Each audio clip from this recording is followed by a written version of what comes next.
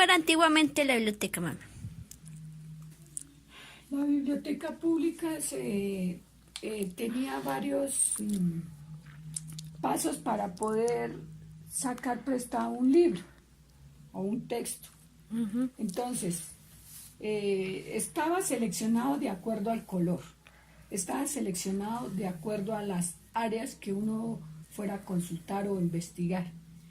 Y cuando ya uno iba a sacar prestado un texto, un libro, para llevar para la casa para consulta, tenía que, en la biblioteca existía el bibliotecario o bibliotecaria. Entonces, él estaba preparado, capacitado lo suficiente para llevar un orden de esos libros de acuerdo a la temática, de acuerdo a las áreas, de acuerdo al color, pero a la vez él tenía que llevar un archivo. Ese archivo estaba clasificado por escrito y en unas fichas mnemotécnicas que llamaban el fichero. Entonces, con el fichero tenía un código el cual correspondía a nivel mundial unas normas de la biblioteca, y de acuerdo a ese código se clasificaban los mismos textos. Ese código servía para clasificar, pero a la vez también servía para hacer los préstamos. Entonces uno iba y sacaba el libro, por decir, un libro de anatomía. Entonces iba uno, escogía el libro, daba el número del código, el bibliotecario le daba una ficha del fichero de acuerdo a ese código, y ahí en el fichero escribían los datos de la persona que iba a solicitar prestado o sacado el libro. Entonces uno a la vez entregaba sus datos y, si era posible, entregaba un documento. En este caso, casi siempre exigían que fuera el carnet del colegio o de la institución, si el colegio donde uno estaba cursando, si fuera primaria o secundaria o universidad. Entonces, con ese documento, entregaba uno el documento como parte de la garantía del préstamo del texto, del libro.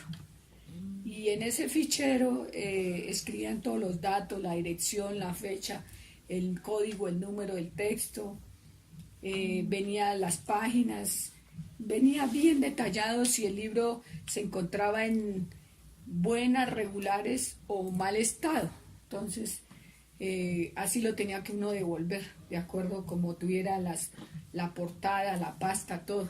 Y solamente le daban a uno unos días determinados para ese préstamo. Entonces no podía uno quedarse con el libro un mes, más de 8 días, sino era por días solamente. Y al tercer o segundo día uno tenía que ir y devolverlo y entregarlo, o sacar otra con otra fecha, otra ficha de préstamo. Podía ser con el mismo libro o con otro texto, si no había terminado la investigación. Y allí estaba clasificada en la biblioteca, era en unos estantes como muros, y esos muros o estantes, uno ya sabía cómo, de acuerdo al color, escogía las áreas. Sin embargo, el que no supiera, por primera vez le daban una instrucción. Entonces el bibliotecario sabía exactamente qué existía en esa biblioteca. Pues a veces no solo habían libros, sino también habían, por ejemplo, revistas, periódicos antiguos, por ejemplo, informes o artículos de un determinado proyecto, cualquier cosa que fuese a investigar, y esos también estaban clasificados de acuerdo a unos códigos. ¿Y todos esos eran a blanco y negro o los colores? No, los colores. No, los libros, todo eso. Los libros, había muchísimos libros, y entre más antiguos eran mejor, porque ahí se encontraba uno más la información. Entonces, si el libro era de, por ejemplo, de la historia sagrada, o de esos de mecánica o de automotriz, o libros antiguos, las pastas eran supremamente duras. Y también habían enciclopedias clasificadas de acuerdo al alfabeto, el abecedario, y uno iba y buscaba la temática. Entonces, de acuerdo a esos tomos, el tomo 1, el 2, el 3, así, y entonces el tomo 1 iba a la letra A, el tomo 2 la letra B y así sucesivamente. Y en el tomo último, ahí encontraba todos los temas que uno escogiese de acuerdo al área. Entonces, con el último tomo de la enciclopedia, por ejemplo, la enciclopedia ilustrada o la enciclopedia de la Cumbre, que era donde más la utilizábamos, venía el tomo 12, y en el tomo 12 uno iba y buscaba la temática. Ejemplo, magnetismo. Entonces el eje temático, y ahí le decía en el tomo, por decir tomo 3, 4 o el tomo 5 estaba esa temática, ese eje temático. Y luego uno iba y sacaba prestado el tomo que correspondía, y obviamente lo que le digo, tocaba siempre dejar en garantía el documento, el carnet estudiantil. Y uno sabía que ese carnet estudiantil tocaba cuidarlo muy bien porque gracias a él pues le prestaba una de las bibliotecas lo que uno quisiera. Pero nunca no, como ahora, ¿no? Sí, pero la biblioteca Pues antiguamente, tenemos libros viejos. antiguamente ha cambiado o sigue Uy, siendo como muchísimo, se ha renovado demasiado, diría yo, porque empezando porque el horario de servicio de una biblioteca era exclusivo. Entonces, para el estudiante que estudiaba en las horas de la mañana, solo le daban 2 o 3 horitas para ir a consultar en las horas de la tarde. Y si estudiaba en las horas de la tarde, igual manera, le daba 2 o 3 horitas para ir a consultar y nada más. O sea, uno tenía más restringido el tiempo, el horario, y el bibliotecario cumplía también con que se cumpliera ese horario. Entonces uno no podía quedarse en la biblioteca más de ciertas horas porque ya lo sacaban para que entrara otras personas. Y ha cambiado muchísimo, por supuesto que sí, porque no hay que esas bibliotecas antiguas, empezando porque la clasificación de todos esos textos, había muchísimos clases de textos, de libros, de todo tipo. Pero resulta que esos libros con el tiempo y como eran unos sitios cerrados, muy cerrados, se tornaban a veces muy húmedos y hacía que los mismos libros se dañaran, los estantes, las paredes, la humedad.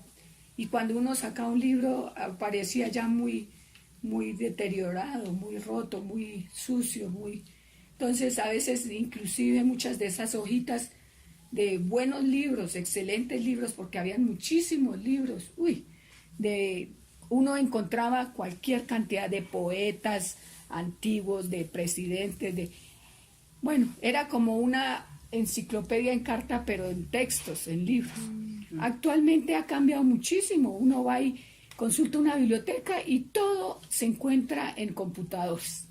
En internet ya no existen todos esos estantes por colores, por código, los libros, sino el libro lo consulta usted de acuerdo a un eje temático, pero ya está todo clasificado con un sistema especial que funciona a través de internet. Libros viejos.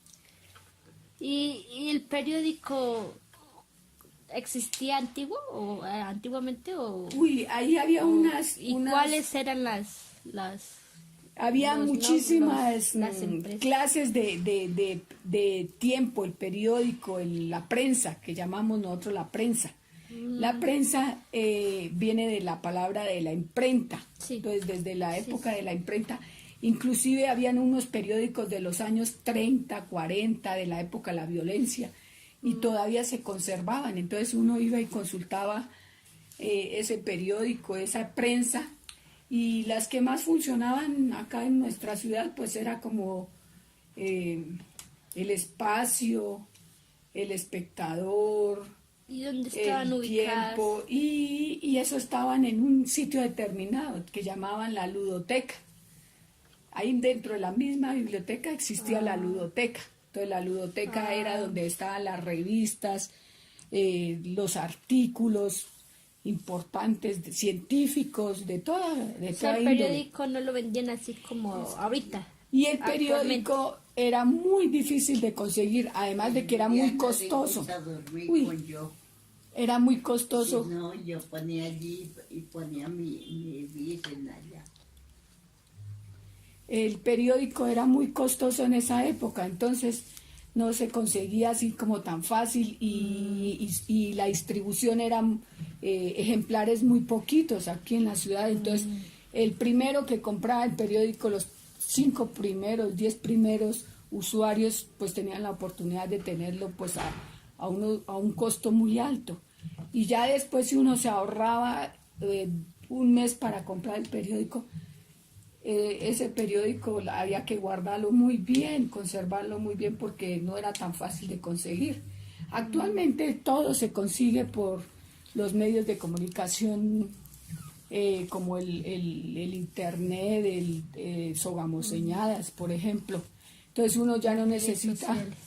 en físico las hojas del periódico, la prensa, ya no es necesario. ¿Y en ese tiempo había televisión?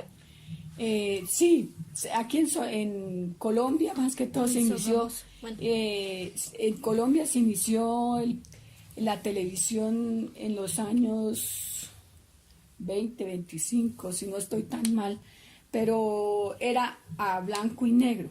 Y digamos, los televisores que se conseguían eran en una cuadra, era máximo un televisor y los traían de muy lejos de Bogotá, por ejemplo, para Sogamoso. Y eso era por encargo y también eran muy costosos. Además de que esos televisores no eran como los actuales, que era una pantallita sencilla y fácil de cargar. No, los televisores de esas épocas tenían sus propios muebles. La pantalla estaba incorporada en un mueble grandísimo, con patas, tenía un mueble muy exclusivo y fuera de eso eran muy delicados, funcionaban a base de tubos por detrás, entonces tenía una especie de como de cámara de solos tubos y esos tubos hacía que se regulara la imagen pero a la vez la energía. Entonces, por ejemplo, acá en Sogamoso se iba muy rápido la energía de un momento a otro por las lluvias o un rayo o algo y hacía que se quemaran esos televisores muy fácilmente por esos mismos tubos. Y fuera de eso, pues muy pocas personas tenían acceso a tener su propio televisor. Entonces en esas épocas todo era más familiar, la familia compartía más, el tiempo era más largo, se alcanzaban a hacer muchas más cosas y todo funcionaba en medio del diálogo. Entonces se reunía la familia para dialogar, todas esas horas que nosotros gastamos ahorita en internet, que viendo el WhatsApp, que viendo el Instagram, sociales. Todas las demás redes sociales, gasta uno muchísimo tiempo en eso. En esa época no se gastaba todo ese tiempo en eso, sino lo contrario, ese tiempo se utilizaba para dialogar, compartir entre los miembros de la familia, el papá, la mamá, los tíos, los abuelos, los nietos se sentaban alrededor de los abuelos a escuchar historias y las narraciones. Entonces, era muy bonito de esa época porque gracias a todas esas cuenterías, narraciones y demás, nosotros íbamos aprendiendo también, por ejemplo, coplas y cosas así, que actualmente las fábulas, los cuentos, los mitos, las leyendas, todo eso, y lo sabíamos muy bien, pero actualmente usted pregúntele a un niño cualquiera de 8 o 10 años que te cuente que te narre una de esas historias antiguas de mitos, de leyendas, de coplas o algo, no saben absolutamente nada porque nunca tuvieron la oportunidad de escuchar a los abuelos realmente y que la aprendieran, los trabalenguas, todo eso. Entonces se ha perdido mucho la tradición oral y los niños, o especialmente los jóvenes, se dedican solo a medio escribir. Se dice que la actualidad se llama los jóvenes de pulgarcito, ¿Por qué pulgarcito? Pues porque utilizan solo los pulgares para las redes sociales, poderse comunicar con el uno con el otro, pero lo más grave es que los está absorbiendo todas sus energías, ya no quieren salir a compartir a juegos autóctonos como el trompo, la cuerda y muchos más, tampoco quieren salir a hacer deporte y sino mantener alrededor, su contexto es solo un teléfono, un celular de alta gama y solo manejar los dos deditos, el único ejercicio que hacen es manejar los pulgares, por eso se dice que es la era de los pulgarcitos. ¿Y en ese tiempo había internet? Para nada, el internet ni siquiera existía en la más remota idea. Sí, lo único que había eran los teléfonos de bocina, las panelas. de bocina a nivel hogar. Y esos funcionaban con un cable o con monedas y sobre una ruedita. ¿El telégrafo es diferente? El telégrafo es diferente. El bueno. telégrafo se comunicaba, lo usaban más que todo era para las guerras, a Ya. través de unos movimientos, movimientos de los dedos que daban golpecitos y cada golpe de esos indicaba una letra. Luego la traducían, por ejemplo, para los submarinos y todo eso. Pero normalmente en los hogares tradicionales no existía nada de internet ni redes que obstruyera esa comunicación, era directa. Y obviamente pues tampoco había una comunicación a nivel mundial, mucho menos conocer cosas de otros Laos. continentes como es actualmente. Actualmente usted ve a un niño que sabe tiene mucha información de muchas cosas a nivel nacional, regional e internacional. Entonces es también una gran ventaja. Pero entonces el joven se dedicó, fue solo a obtener información exterior, pero dejó a un lado su propia familia, su propio hogar, su propio tío, hermano, papá, abuelo, ya ni los determinan, solo en función de esos aparatos de última tecnología electrónicos. ¿Y en ese tiempo existía la radio? La radio era uno de los elementos de comunicación fundamentales en la vida del ser humano de esa época. En nuestro caso escuchamos las novelas, las novelas en la radio. Y eso se escuchaban los estruendos y uno se sentaba, duraba horas y horas escuchando esas narraciones que lo atraían a uno y pues desarrollaba en uno la creatividad y la imaginación. Porque al haber, por ejemplo, una tormenta, un desastre, y empezaban las narraciones con cierta picardía y cierto temor y miedos y todo eso. Entonces uno se emocionaba porque el cuerpo hacía que creara su propia imaginación de esos hechos, de esas narraciones. Y no solo para las novelas, existía la radio, servía para saber Lo que está la pasando. información actual de los lugares, de determinado lugar, sitio y todo eso. Si sucedía, por ejemplo, estaba temblando o algo así, entonces en la radio uno se enteraba de inmediato que sucedió un temblor en ese momento. Entonces la radio era importantísima porque a través de la radio nos podíamos tener informados como lo es actualmente con las redes, pero era una forma más especial, era como si uno estuviese viviendo el momento. En cambio actualmente te dan una imagen por las redes, una noticia y ya, y uno la escucha, la lee o lo que sea y ve las imágenes y listo, pero se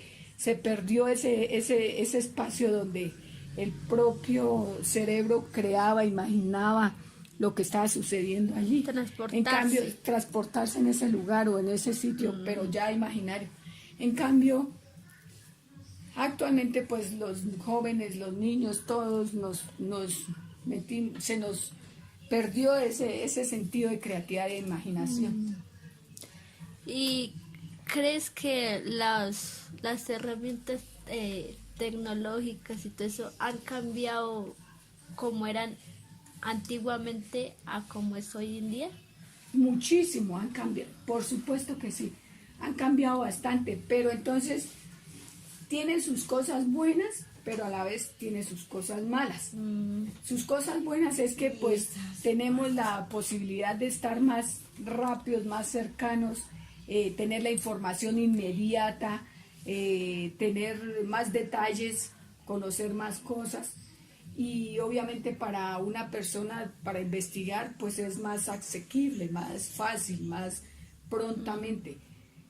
Pero lo vuelvo y repito, se está perdiendo esa parte donde tú te puedes comunicar fácilmente con tus familiares, con tus vecinos, con las personas que son historiadores, narradores, todo eso se está perdiendo. Entonces ya no le demos la misma importancia y para nosotros un narrador, un historiador, un cuentista, un cuentero, esas personas que eran tan valiosas, ya no se tienen en cuenta, un teatrero, todo eso. Entonces se está dejando a un lado lo que es la aptitud de comunicación verbal, ya para nosotros es secundario, porque todo lo obtenemos a través de esos medios. Bueno, listo. De la acción comunal.